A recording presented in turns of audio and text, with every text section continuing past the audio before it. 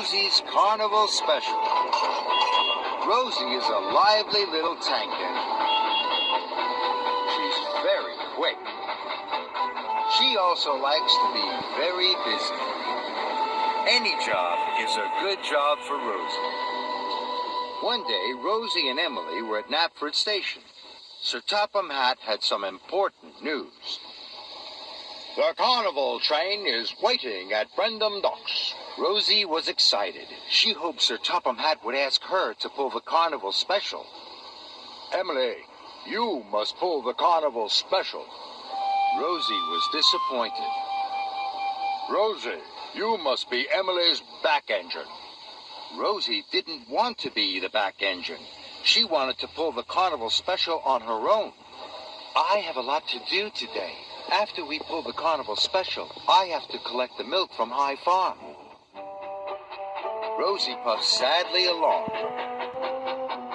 She wished she could pull a special on her own. Then Rosie had an idea. If she arrived at the docks before Emily, she could take the Carnival Special. Then Emily could puff straight to Hill Farm. That would really help Emily. So Rosie raced off as fast as her pistons would pump.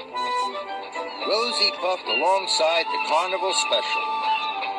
This is a very long train. Rosie couldn't see that Emily was already coupled up and waiting for Rosie. Rosie quickly coupled up to the Carnival Special. Emily will be pleased, she thought.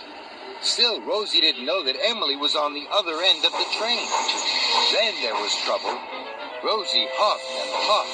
She heaved and hauled. The couplings groaned and strained until one of them snapped. Hooray!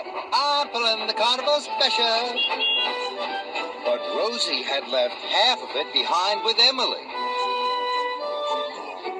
Rosie puffed proudly along. The children were very excited to see Rosie pulling the Carnival Special. That made Rosie happy. Then there was trouble. Another coupling snapped. Up ahead, Bertie was carrying children to the carnival. Rosie chuffed by. Bertie started to toot his horn. He's tooting at my Carnival Special, thought Rosie. But Bertie was tooting because the coconut car was rolling towards the level crossing. It smashed against the gate. Coconuts rolled everywhere.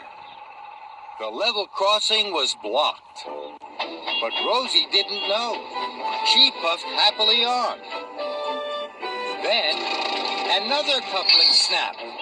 Rosie passed Stepney in a siding. Stepney was waiting to puff onto the main line.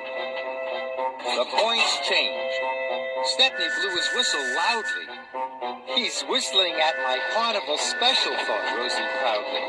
Oh my! But Stepney was whistling because the freight car of sugar was now rolling towards him. Stepney was covered in pink sugar from funnel to footplate. But Rosie didn't know. She puffed proudly on. Rosie steamed up Gordon's Hill. Then another coupling snap. She heard an engine's whistle. They're whistling at my Carnival Special too, Rosie thought happily. But it was Emily with the rest of the carnival cars. Rosie's flatbed was now rolling back towards Emily. It bashed into Emily. Seats from the big wheel clattered and clanged all over the tracks. Emily was stuck. Rosie chuffed into Maithwaite Station. Nobody waved or whistled. Sir Topham Hatt was cross. I told you to be Emily's back engine. But I brought the Carnival Special all on my own, sir. I wanted to help Emily. You haven't helped anyone. You have caused confusion and delay. You've left half the train. Now there'll be no carnival for the children. Rosie felt terrible. She had wanted everyone to be proud of her, and now they were cross. Please, sir, I know just what to do. I'm a very quick engine. I can collect all the cars. Then I will be Emily's back engine. And we will deliver the Carnival special in time. So Rosie whooshed off as fast as her wheels would work. First, Rosie collected Rocky. Then she pulled him as quickly as she could to Emily. Emily's tracks were still blocked. I'm so sorry, Emily. I only wanted to help you. Rocky will clear the line. I will collect the other cars. Then we can deliver the Carnival special together. Thank you, Rosie. Rosie left Rocky, and she raced away to collect the first freight car. She picked up the coconut car. Then Rosie collected a new car of sugar, and she raced back to Emily. Rosie had been very quick. Rocky had just loaded the seats back on the flatbed. I'm ready to be your back engine now. And together, they set off up Gordon's Hill.